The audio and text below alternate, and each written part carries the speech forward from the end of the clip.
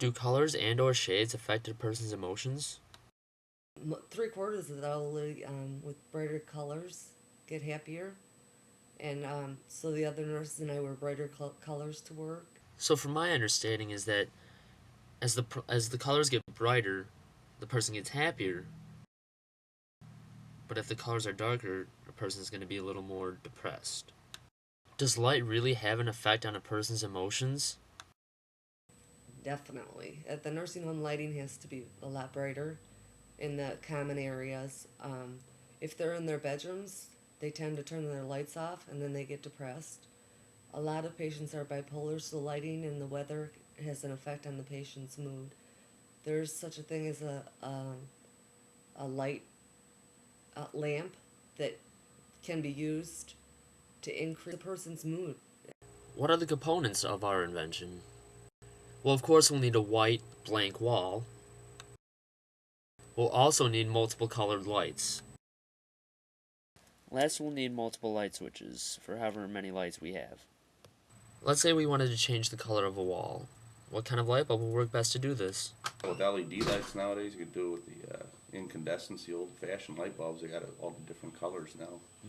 But LED lights is the hot topic now. You know, easily switched, easily turned on, turned off.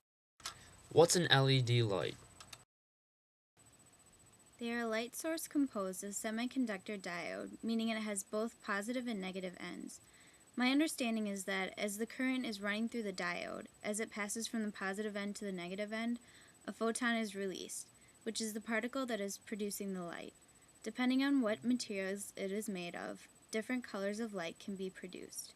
They produce more light per watt than incandescent bulbs, and are not made with mercury, both of which are advantages. They are more expensive, though. What voltage or power supply would be necessary to power Well, this you could do it invention? either regular 120 volt power, or you could, with relays and things like this, what I was just discussing with you, you'd probably go to a 24 volt system. So you need a little transformer from 110 to 24 volts, and then that would power your switches, and then obviously your lights would still have to have, through a relay, you'd have 110 volts. So if the light switch says, yes, I need power, it turns on, it closes a contact in the relay, and then the relay would put 110 volts to the light bulbs, whatever light bulbs you're using. Is heat transfer from people to lighting theoretically possible? Heat transfer from people to walls is theoretically possible via convection and conduction. Air near a person's body could be warmed via conduction. This warm air could then circulate around the room via convection. If the warm air is moved near the wall, it could then transfer heat to the wall via conduction. A person could also transfer heat from a wall via conduction And if that they were could leaning up actually, against it. set that up to where basically it's like a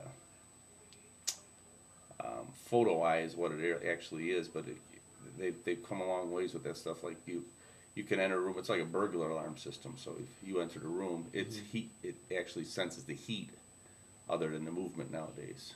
So you could possibly do that with different settings of sensitivity. And We do not have the sources for the heat transfer technology, so for our invention, we're just going to use the regular old light switches.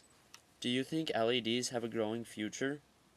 positively, Positively. I mean, they're the state of the art in the industry right now. Everybody's going to it. How effective do you think these mood-adapting walls will be? It'll be very effective, especially towards the elderly. Colors and lighting will both affect someone's mood. Next time you need to turn that frown upside down, it's a simple switch, and your day will be as bright as mine.